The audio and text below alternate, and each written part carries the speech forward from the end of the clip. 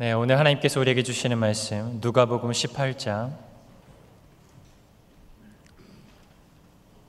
누가복음 18장 9절에서 14절까지의 말씀 보도록 합니다. 누가복음 18장 9절에서 14절까지의 말씀 신약성경 126쪽 전후로 있습니다.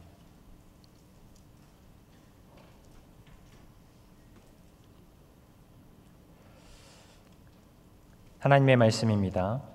또 자기를 의롭다고 믿고 다른 사람을 멸시하는 자들에게 이 비유로 말씀하시되 두 사람이 기도하러 성전에 올라가니 하나는 바리새인이요 하나는 세리라. 바리새인은 서서 따로 기도하여 이르되 하나님이여 나는 다른 사람들 곧 토색, 불의, 간음을 하는 자들과 같이 아니하고 이 세리와도 같이 아니함을 감사하나이다. 나는 일에 2번씩 금식하고 또 소득의 11조를 드리나이다 하고 세리는 멀리 서서 감히 눈을 들어 하늘을 쳐다보지도 못하고 다만 가슴을 치며 이르되 하나님이여 불쌍히 여기소서 나는 죄인이로소이다 하였느니라. 내가 너희에게 이르노니 이에 저 바리새인이 아니고 이 사람이 의롭다 하심을 받고 그의 집으로 내려가느니라. 무릇 자기를 높이는 자는 낮아지고 자기를 낮추는 자는 높아지리라 하시니라. 아멘. 네, 이 시간도 주님의 말씀의 은혜가 우리 모든 성도분들께 함께하길 간절히 소망합니다. 가끔 금요철야에 나오면 저 앞자리에 웬 아이들이 앉아있나 이렇게 싶을 때가 있는데 매월 첫 주에 우리 초등 2부에서 기특회 팀이 나옵니다. 기특회가 무엇의 약자냐? 기도하는 특공대입니다. 그래서 우리 기특한 친구들이 나와서 금요일에 함께 하여서 정말 이 자리를 정말 더 풍성하게 하는 것 같습니다. 정말 우리 믿음의 다음 세대들이 이런 자리를 보고 우리 성도들의 그 믿음의 본을 따라 성장해가는 귀한 아이들로 자라나길 주님의 이름으로 축복합니다. 축복합니다. 네, 우리 아이들에게 큰 박수 보내드리겠습니다. 네. 고맙습니다. 오늘 말씀은 예수님께서 비유로 하신 말씀입니다. 오늘 비유에는 두 인물이 등장합니다. 한 명은 바리새인이고 한 명은 세리입니다. 두 사람은 기도를 하기 위해 성전으로 올라갑니다. 마치 기도하기 위해 예배당을 찾는 오늘날 신자의 걸음과 닮아 있습니다. 이 두 사람도 각자의 기도 제목을 가지고 기도의 자리를 찾아갔습니다. 기도의 자리를 찾는 발걸음은 두 사람 다 동일했던 것으로 보입니다. 두 사람은 어떤 기도를 드렸을까요? 먼저 바리새인의 기도를 보겠습니다. 11절과 12절인데요. 바리새인은 서서 따로 기도하여 이르되 하나님이여 나는 다른 사람들 곧 토색, 불의, 간음을 하는 자들과 같이 아니하고 이 세리와도 같이 아니함을 감사하나이다. 나는 일에 2번씩 금식하고 또 소득의 11조를 드리나이다 하고 바리새인의 기도는 조금 독특한 면이 있습니다. 하나님께 무엇인가를 구하는 기도라기보다는 자신의 모습이 이러하다, 자신의 행동은 이렇다 이런 식으로 자기 모습을 하나님께 알려드리는 기도를 하고 있는 듯 보입니다. 하나님, 저는 다른 사람들과 같지 않습니다. 저 세리와도 같지 않습니다. 그래서 감사합니다. 우리가 흔히 생각하는 기도의 모습은 아니지만 어쨌든 당시 바리새인들의 모습을 예수님께서 이렇게 묘사해 주고 있는 것이죠. 13절에는 이제 세리가 기도하는 모습이 보입니다. 세리는 멀리 서서 감히 눈을 들어 하늘을 쳐다보지도 못하고 다만 가슴을 치며 이르되 하나님이여 불쌍히 여기소서 나는 죄인으로소이다 하였느니라. 세리의 기도는 그렇게 길지도 않습니다. 하나님이여 불쌍히 여기소서 나는 죄인이로소이다. 이 한마디뿐이죠. 사실 세리 또한 저는 이런 사람입니다. 제 모습은 이렇습니다. 이런 식으로 바리새인과 다소 비슷한 형식의 기도를 하는 듯합니다. 둘 다 자신의 모습을 이야기하는 것은 다르지 않아 보이는 거죠. 그럼에도 예수님은 14절에 이렇게 말씀하시죠. 내가 너희에게 이르노니 이에 저 바리새인이 아니고 이 사람이 의롭다 하심을 받고 그의 집으로 내려가느니라. 무릇 자기를 높이는 자는 낮아지고 자기를 낮추는 자는 높아지리라 하시니라. 기도라는 수단으로 같은 하나님을 부르는 것 동일했습니다. 그것을 위해 같은 성전에 올라간 것 동일했습니다. 비슷한 형식으로 기도한 것 동일했습니다. 이처럼 기도하는 대상, 장소, 형식도 비슷했지만 예수님의 평가는 엇갈렸습니다. 세리만이 의롭다 하심을 받고 바리새인은 의롭다 여김을 받지 못했습니다. 예수님께서 바리새인과 세리에게 다른 평가를 내리셨다는 것은 뭔가 이 두 사람의 기도에 차이가 있었구나, 이것을 우리가 알 수 있는 거죠. 바리새인과 세리의 기도에는 어떤 차이가 있었을까요? 어떤 차이가 있었길래 한 사람은 의롭다 여김을 받고 또 다른 한 사람은 그런 평가를 받지 못했을까요? 주님은 이 말씀을 통해 우리에게 어떠한 기도를 요구하시는 것일까요? 오늘 말씀을 좀 더 구체적으로 살피면서 본문을 통해 하나님께서 우리에게 어떤 말씀을 하고자 하시는지를 우리가 좀 확인했으면 좋겠습니다. 먼저 바리새인과 세리가 기도를 함에 있어서 몇 가지 차이점들을 발견할 수 있는데요. 첫 번째 차이는 목적의 차이입니다. 내가 의인임을 밝히는 목적이 있는가? 아니면 내가 죄인임을 밝히는 목적이 있는가? 이러한 차이가 두 사람에게서 발견됩니다. 바리새인이 기도하는 목적이 무엇이었을까요? 기도의 내용을 보면 알 수 있는데요. 11절에 보면 이렇게 기도하죠. 하나님이여, 나는 다른 사람들 곧 토색 불이 간음을 하는 자들과 같이 아니하고 이 세리와도 같이 아니함을 감사하나이다. 사실 우리가 이런 내용만 놓고 봤을 때 우리가 단순히 바리새인을 향해서 이렇게 교만한 사람을 봤나, 이렇게 말하기가 좀 어렵습니다. 왜냐하면 실제로 바리새인과 같은 삶을 사는 사람은 많지 않기 때문이죠. 토색이란 말은 강도, 사기꾼 이런 뜻을 가진 단어거든요. 바리새인은 사기를 친 적도 없고 불의를 행한 적도 없고 간음을 행하지도 않았다고 해요. 어떤 의미에서는 참 대단한 사람인 거죠. 그리고 세리와도 같지 않았다고 말합니다. 당시 세리라는 직업은 세금을 걷는 사람이었어요. 세금 징수원이라고 할 수 있죠. 유대 땅이 로마의 지배를 받는 속국이었기 때문에 로마에 세금을 내야 했습니다.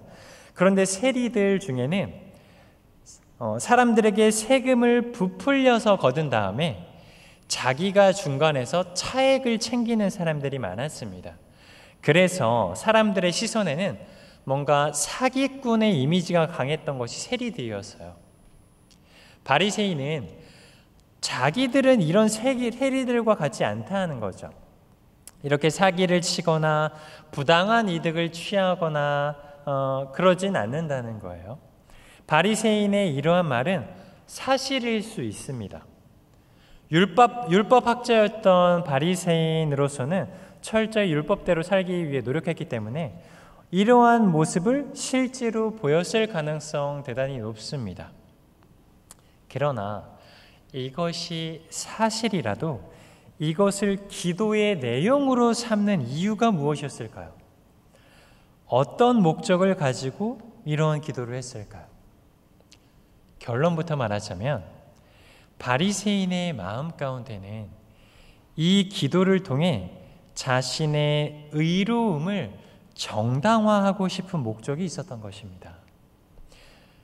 바리새인은 자신의 의를 드러내는 도구로 기도를 사용하였던 것이죠. 이미 의롭다고 여기는 사람에게 주님이 의롭다고 하실 필요가 있었을까요?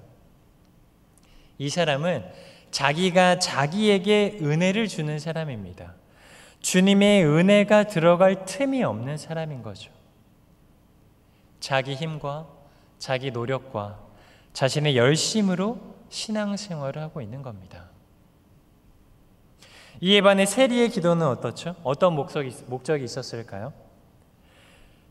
하나님이여 불쌍히 여기소서 나는 죄인이로소이다. 세리는 자신의 죄를 드러내려는 목적으로 기도를 하고 있습니다. 기도가 자신의 죄인됨을 밝히는 증거가 되는 거죠. 우리는 좀 전에 세리가 어떤 직업군인지를 살펴보았습니다. 어쩌면 이 세리도 중간에 세금을 떼어먹고 자신의 이익으로 삼았는지도 모릅니다. 물론 아닐 수도 있죠. 그러나 중요한 건 무엇입니까? 자신의 존재와 자신의 행동을 죄로 여겼다는 거예요. 죄의 내용이 어떤 것인지 구체적으로 모르지만 그것을 죄로 여기지 않는다면 세리는 계속 그 죄를 지으며 살았을 것입니다. 죄의 내용을 고백하거나 죄된 본성 자체를 고백한다거나 그 어떤 것도 결국 나의 입술로 내가 고백하지 않는다면 나는 여전히 죄를 죄로 여기지 못하는 것입니다. 누군가에게는 기도가 자신의 옳음을 증거하는 수단이 될 수도 있습니다. 그런데 또 누군가에게는 기도가 자신의 죄인됨을 증거하는 도구가 될 수도 있습니다. 우리는 기도를 통해 무엇을 드러내고자 하는지를 돌아봐야 하는 것이죠. 한 가지 확실한 것은 나의 옳음을 드러내기보다 나의 죄인됨을 드러낼 때에 주께서 나를 의롭다 여겨주신다는 것입니다. 이것은 내 기도가 원인이 되어 내가 의로운 사람이 된다는 뜻이 아닙니다. 나의 죄를 고백할 때에야 비로소 그것을 죄로 여길 수 있고 그 죄를 멈출 수도 혹은 멈추지 못한다 해도 그 죄와 싸울 수 있는 겁니다. 이것이 의롭다 여김을 받은 자의 삶이며 이것이 죄를 고백하는 자에게 주시는 하나님의 은혜인 것이죠. 많은 사람들이 자신의 옳음을 드러내기 위한 목적으로 입술을 열곤 합니다. 내가 이만큼 했다. 내가 이런 것을 이루었다. 온통 나에 대한 칭찬만이 내 입술로 출구되길 바랍니다. 나의 죄악이나 나의 연약함, 나의 실수, 나의 잘못 이런 것들이 내 입 밖으로는 절대 나오지 못하도록 막습니다. 조금의 흠도 보여주고 싶지 않은 마음들이 우리들 가운데 있는 거죠. 우리의 입술은 온통 저 사람 잘못, 저 사람 실수, 저 사람의 죄악 이런 것들로 가득 차일 때가 많습니다. 네가 잘못했잖아. 너의 실수잖아. 너 때문이야. 이런 말이 우리 입 밖으로는 흘러 넘칩니다. 그러한 모습이 하나님께 드리는 기도에도 나타나는 거죠. 자꾸 여지를 남깁니다. 에이, 그래도 나는 저 사람보단 낫지요. 그래도 나는 저렇게 나쁜 짓까지는 하지 않았지요. 나의 옳음, 나의 선함, 나의 의가 조금이라도 하나님께 좋게 보이진 않을까? 마치 그래야 뭔가 하나님께서 그것에 대한 보상처럼 나에게 뭔가를 주시진 않을까 하는 마음이 우리 마음을 유혹할 때가 많습니다. 하나님 제발 저 사람 좀 바꿔주세요. 저 사람만 좀 다른 교회에 보내주세요. 하나님 저 사람만 아니면 내가 진짜 신앙생활 열심히 할 텐데. 어쩌면 우리의 기도에 이러한 바리새인과 같은 모습이 있었던 것은 아닌지 돌아보아야 하겠습니다. 앞으로 우리가 기도하는 목적은 나의 의가 들어설 자리를 내어주지 않고 나의 죄인됨을 온전히 고백하는 것으로 채우는 그러한 우리의 기도가 되기를 소망합니다. 바리새인과 세리의 기도를 보면 또 한 가지의 차이점이 있습니다. 그것은 시선의 차이입니다. 바리새인의 기도를 보세요. 다른 사람들의 죄악들을 열거하고 자신은 그와 같지 않다고 말합니다. 세리와도 비교하면서 자신은 그와 같지 않다고 말하죠. 그리고 12절에 무엇을 말합니까? 우리 같이 읽습니다. 시작.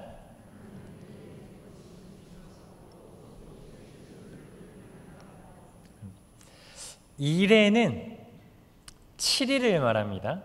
그러니까 일주일에 2번씩 금식한다는 거죠.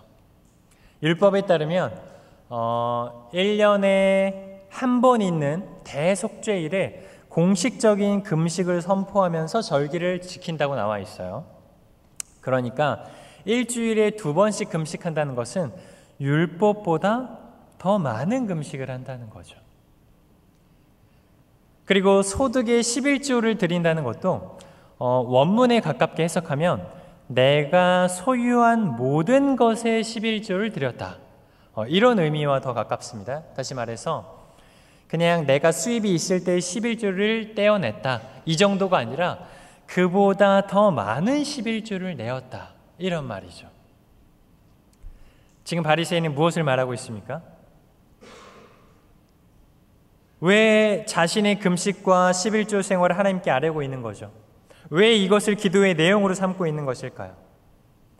왜냐하면 이러한 모습이 사람들 앞에서 사람들의 시선에 스스로를 가장 경건하게 보여주는 모습이기 때문입니다. 예를 들면 이런 것이죠. 자, 오늘 여러분들이, 우리 성도분들이 아침에 눈을 떠서 지금 이 자리에 나오기까지의 행동들을 한번 떠올려 보세요. 일어나서 물도 마시기도 했고, 밥도 먹었고, 씻기도 했고, 사람도 만났고, 여러 가지 행동들이 있었겠죠. 또 행동뿐만이 아니라 여러 가지 생각들이나 표정, 몸짓, 느낌. 오늘 하루만 따져도 정말 아마 수백, 수천 가지 행동과 생각들이 있었을 것입니다.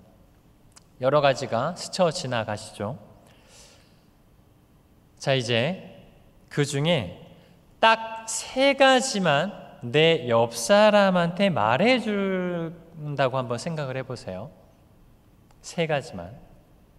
내가 오늘 한 행동 중에 3가지만 말해야 한다면 무언가 말할 거리가 떠오르겠죠. 몇 가지 떠오르십니까? 마지막 질문입니다.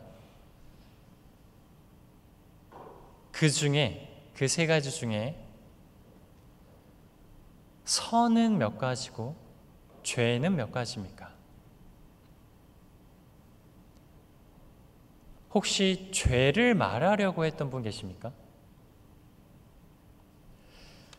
우리가 흔히 누군가에게 나에 대해 소개할 때 나에 대한 무수히 많은 정보들이 있지만 그 중에서 몇 가지를 말해서 나를 소개해야 한다면 나를 가장 좋게 드러낼 수 있는 것을 선택하는 것이 어쩌면 보편적이고 당연한 모습이죠.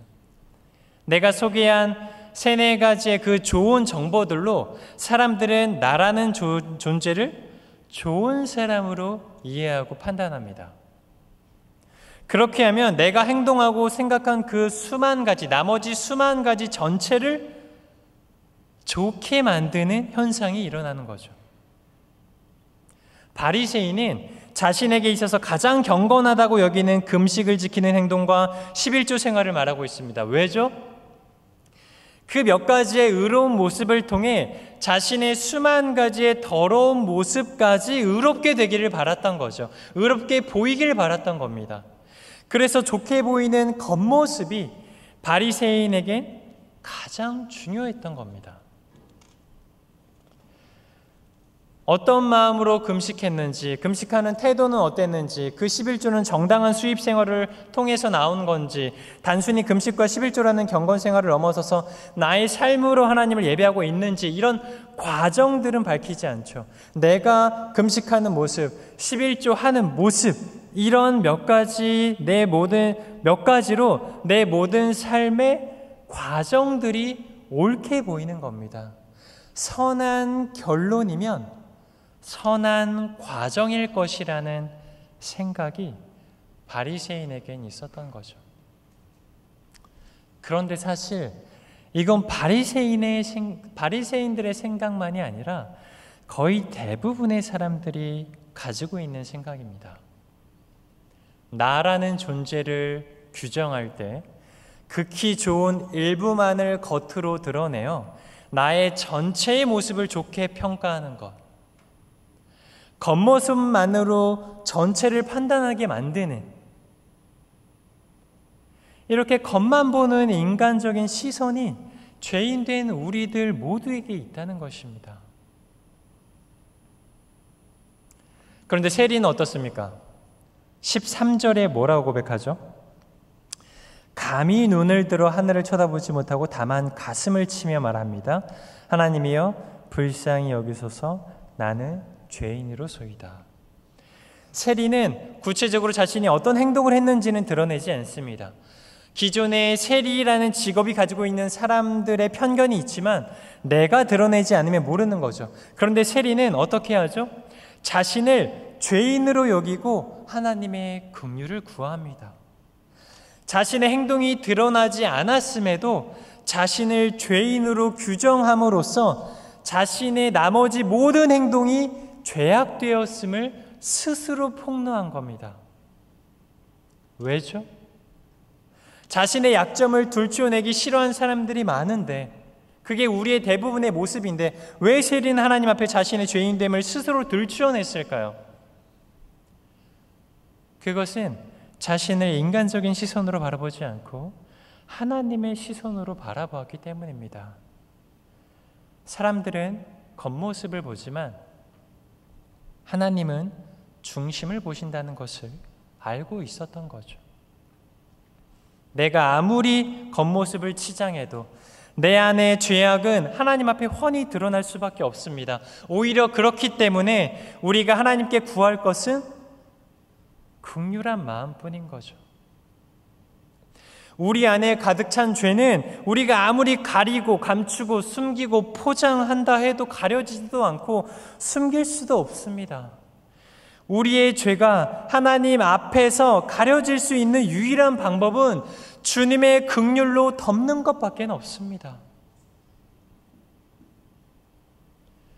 이처럼 우리 가운데 인간적인 시선은 없는지를 우리는 돌아보아야 하는 것이죠.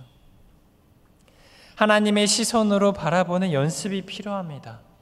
이것은 우리의 기도 가운데도 매우 중요한 역할을 합니다.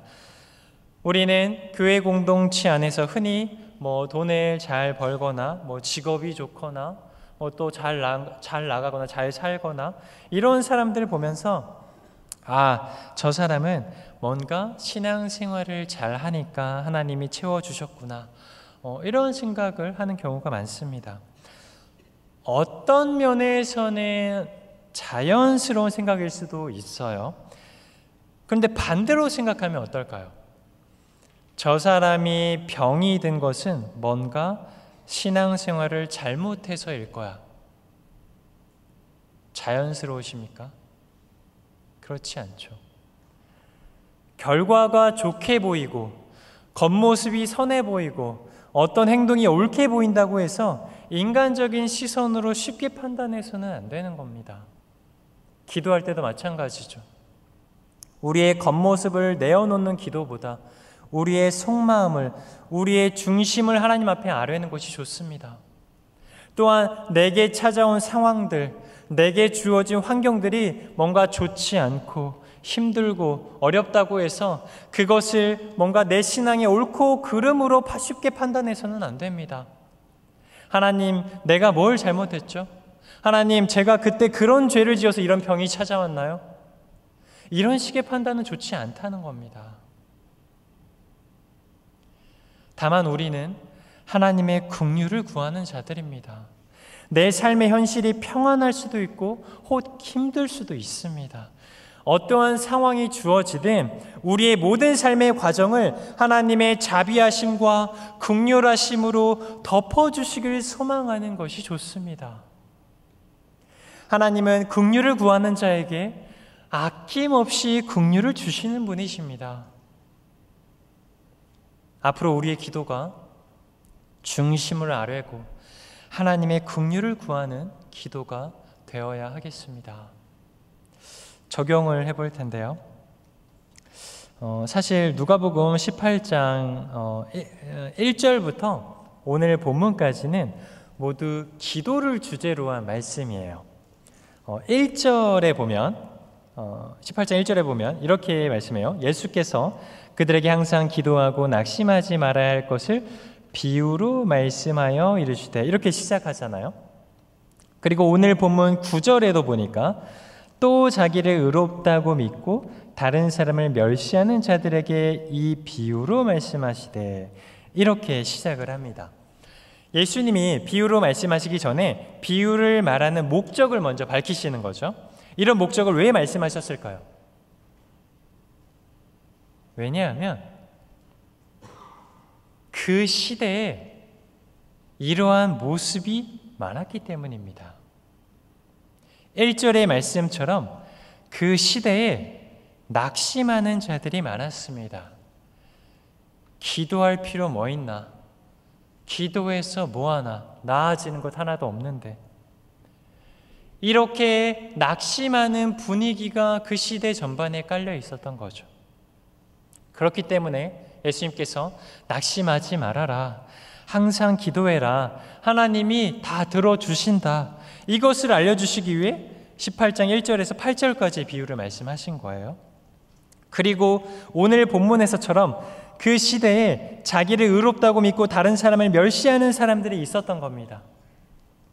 행위만 드러내면 된다는, 겉모습이 중요하다는 그런 사회적 풍토가 전반에 깔려 있었던 거죠. 나는 이만큼 하는데 너네는 뭐냐? 왜 그 모양이냐? 이렇게 말하는 사람들을 향해서 예수님이 말씀하는 거죠. 그런 태도는 기도자의 태도가 아니다. 정말 하나님 앞에 의롭다함을 받는 자는 자신의 죄인됨을 알고 중심을 아뢰고 하나님의 긍휼을 구하는 자다, 이것을 알려주는 거죠. 시대마다 그 당시의 기도의 모습들이 달랐던 겁니다. 우리들도 마찬가지도 시대가 달라질수록 우리의 기도들이 자꾸 변합니다. 한국 사회에 교육의 붐이 일었을 때 자녀를 위한 기도 정말 많이 했습니다. 다니엘 학습법 나왔고요. 다니엘 기도회 나왔고요. 한창 한국 사회 경제가 성장할 때는 저마다 물질의 복을 위해 얼마나 많이 기도했는지 모릅니다. 나도 좀 성장시켜 주세요. 우리 사업장도 잘 되게 해주세요. 요즘에는 집값이 오르고 취업이 안 되고 물가가 오르니까 우리의 기도 제목도 그 시대에 많이 맞춰지는 것 같습니다. 우리의 기도가 사회의 문화나 풍토, 그 시대의 이슈를 따라가고 있는 거죠. 그러나 과연 그러한 요구가 하나님의 요구와 동일하냐는 거죠. 그것은 좀 의문입니다. 요즘 성도분들은 어떤 기도를 하고 있습니까? 어떤 기도 제목들을 가지고 계세요? 이 시대가 요구하는 것들에 나 또한 같이 휩쓸려서 정작 기도자의 자세가 어떠해야 하는지, 하나님이 요구하시는 것은 무엇인지를 돌아보지 못하고 있는 것은 아닌지 우리 스스로를 늘 점검해야 합니다. 시대는 변해도 시대는 변해도 하나님은 변하지 않습니다. 기도를 들으신 하나님은 그때나 지금이나 동일한 분으로 계십니다. 언제나 하나님은 우리의 중심을 보시며 우리가 죄인됨을 고백하고 하나님의 긍휼하심 안에 거하길 요구하십니다. 우리의 실수와 연약함, 우리의 죄성과 부패함을 하나님 앞에 겸손히 아뢰을 때에 하나님께서는 더 큰 은혜로 우리를 채우시고 회복하시고 높여주시는 것입니다. 지금 우리가 앉아있는 자리는 바로 그러한 기도의 자리입니다. 세상의 요구가 아닌 하나님의 요구가 이루어지기를 원하는 자, 나의 의는 가리고 나의 죄를 먼저 고백하는 자, 나의 삶 전체를 하나님의 긍휼하심에 맡기는 자, 우리 은평의 모든 성도분들이 바로 이런 기도자의 마음으로 성숙한 신앙인으로 자라가고 바른 교회를 세워가는 귀한 성도분들 되시길 주님의 이름으로 축원드립니다. 주신 말씀 생각하며 함께 찬양하겠습니다.